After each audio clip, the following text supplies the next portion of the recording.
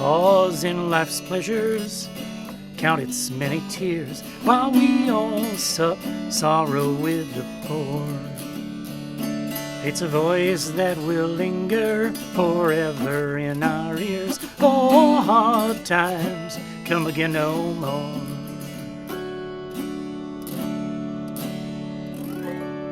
Hi everybody, welcome to Stalking the Wild Autoharp. I'm Hal Weeks. This is yet another attempt for me to make sort of an on-the-fly video, and I am at Daigle Autoharps. You can hear the saws running in the background as per usual. All right, so what is remarkable about what I just played, other than the fact that it's Stephen Foster and it's an awesome song, Hard Times Come Again No More? I was using only my thumb pick, and I was flat picking with it. I was going in both directions. And I have taught this technique in previous videos, nothing new there. And I'm going to talk about it again here in regards to what picks work for it and how you do it. This might be a two-parter. I'm not sure. It depends on what I get done in this one segment and how long it is and how I have to break it up. What I like about flat picking is that it is one-pointed.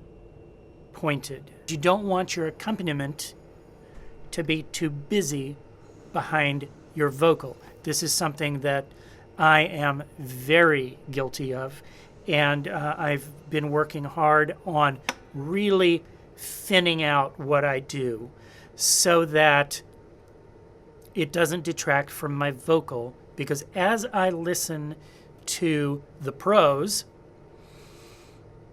I really notice how sparse their backup is. Furthermore, when you're playing lead, you want to be sparse as well. The Autoharp has such potential for becoming this wall of sound, especially as we get better and better playing it, and we can fill in with all kinds of stuff. Furthermore, when you are playing in this style, when you do then break into finger picking and maybe something a little bit ornate or fancier, it really pops out like an explosion.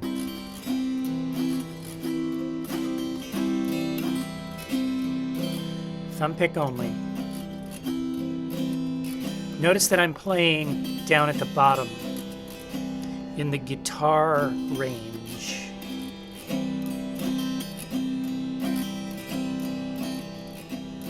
Let us pause in life's pleasures, count its many tears, while we all sup sorrow with the poor. 'Tis a voice that'll linger forever in our ears. Oh, hard times come again no more. Now the fingers.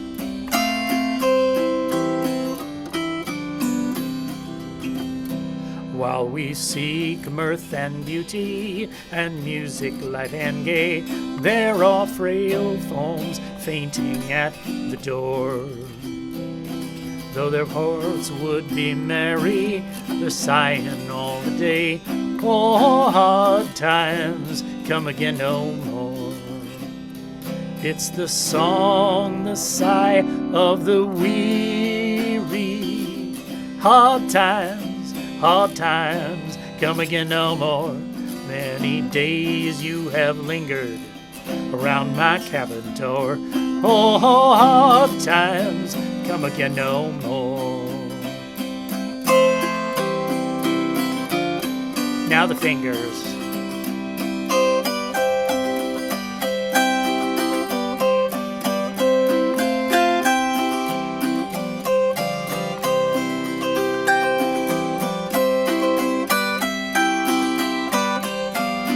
I need to tune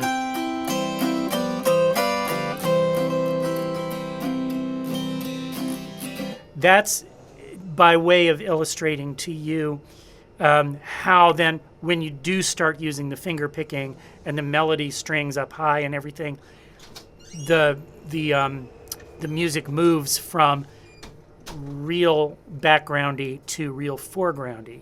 So that's why I'm liking flat picking, is that it is so narrow and concentrated in one space. It can be spare. It can be much more spare than that too.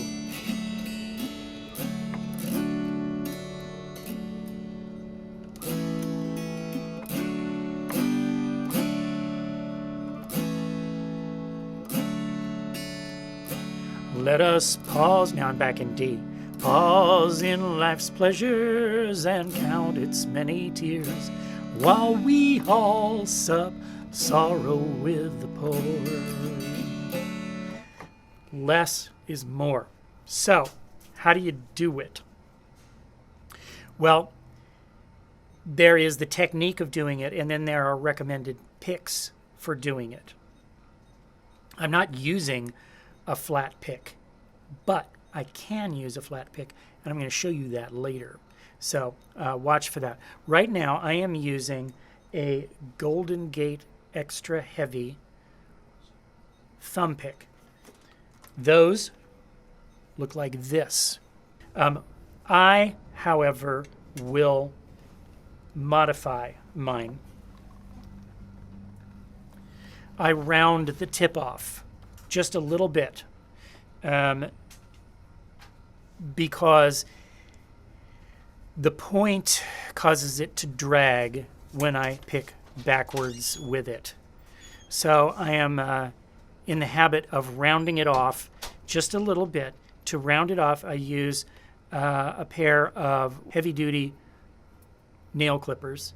You can also use wire snippers. And then I sand it down. You could use an emery board. You could use a file, or just leave it alone. Your strings will take care of it and sand it down for you. As a matter of fact, if you start with a stock from the box flat or thumb pick, your strings are going to wear it down in doing this technique after a few weeks or few months. That's how it happens. I like the extra heavy because no thumb pick is as thick as the extra heavy Golden Gate thumb pick. It worked. So I use the Golden Gate Extra Heavy. However, there's lots of other ones that I have found work pretty well. This is a Fred Kelly Slick pick. Here's what it sounds like.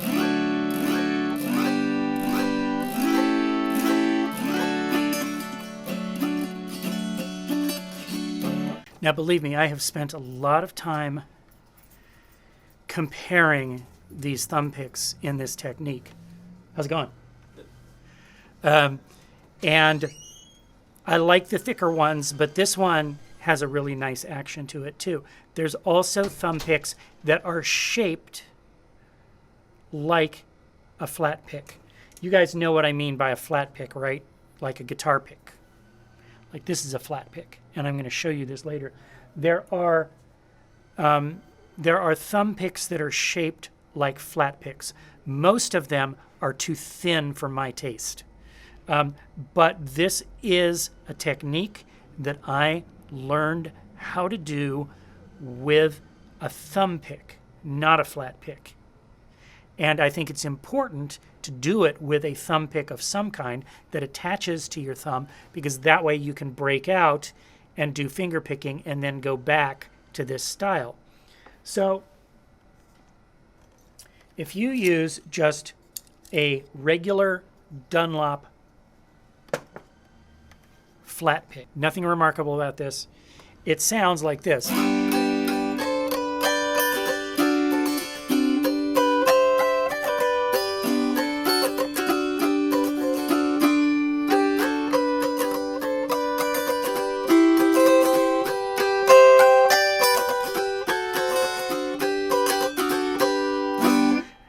It's not quite the tone I want, but you do notice that it is working.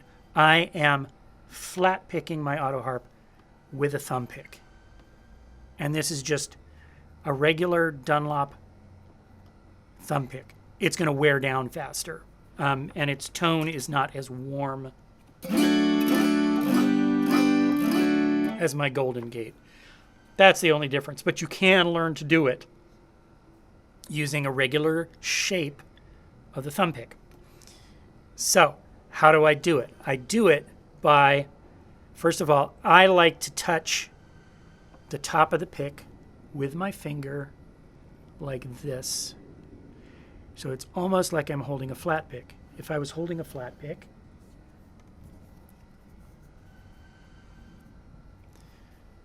like this, I would be not squeezing it, I'm not pinching it, I'm holding it lightly between my fingers in the OK position. That's how you hold a flat pick. So that's how I'm holding this pick.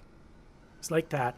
And what this does is it prevents the pick from turning backwards. Once you get the hang of this, it won't turn backwards because you're going to be going this way with it and this way. Now here's the other trick, and this is important, is that when you play, you have to turn it from going flat against the strings, like this, to turning at a 45-degree angle. I just want to interrupt this broadcast to ask you to look carefully at what I'm doing here, because this is something I forgot to mention in the original video, and it's very important. Notice how my thumb is cocked at the knuckle to create a 45-degree angle with the strings. By doing this, you can avoid making the angle with your wrist, which makes it easier on your wrist when you are playing this technique extensively. You can turn your wrist to create the 45-degree angle, but if you do it with your thumb, then you don't have to turn your wrist. So that when I pick down, I'm picking with the top edge of the pick. And when I come back, I'm picking with the bottom edge of the pick. Now I'm not 90 degrees to the strings. That would look like this. I'm 45 degrees to the strings so that my thumbnail is pointing up here. This is similar to when I do scratch with my finger picks on. They're pointing up here, not like this. I'm not turning my pick 90 degrees. I'm turning it 45 degrees. That makes it slippy slidey because it won't drop between the strings. If it drops between the strings, there you got too much down there between the strings and you get stuck coming back. Pull your pick off. Now, every pick has to be angled correctly to give you the optimum tone that you want, because the further you turn it, the less volume. So now I'm 90 degrees. Don't want to play there because it's bad for my wrist. And I don't have very much tone, but it's quiet. And that is one way that you can control your volume. But as I turn it back, listen, I'm going to start at 90 degrees.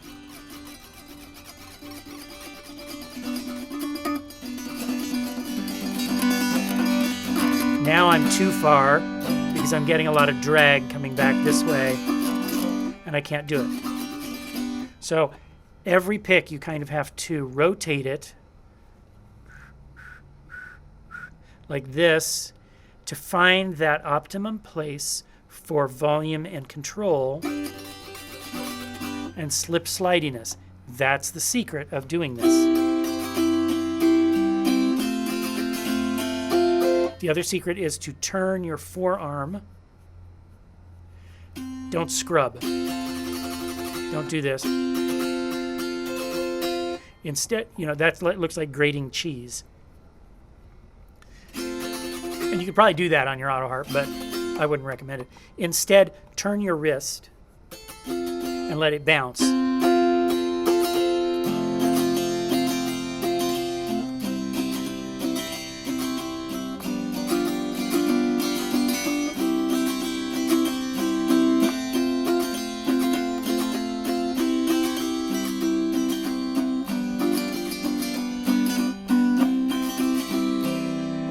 So that's how it's done. You want to turn your pick 45 degrees, and you want to turn your wrist / forearm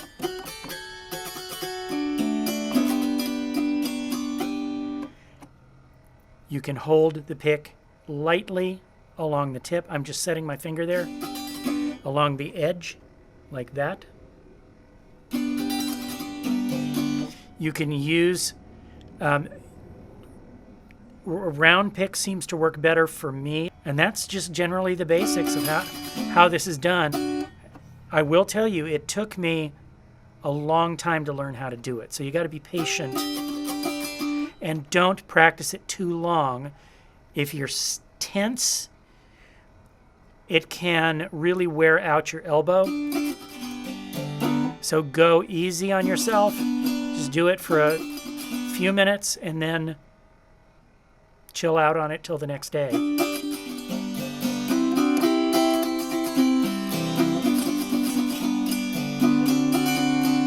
It may be that if you're used to flat picking a guitar, that this would go faster for you than it did for me.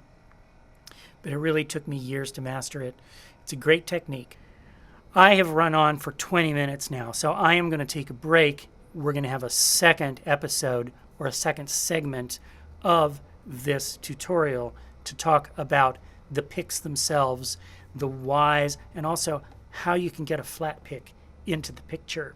So I'm Hal Weeks. Thanks for watching this session. We'll see you next time for session 2 on flat picking the Autoharp.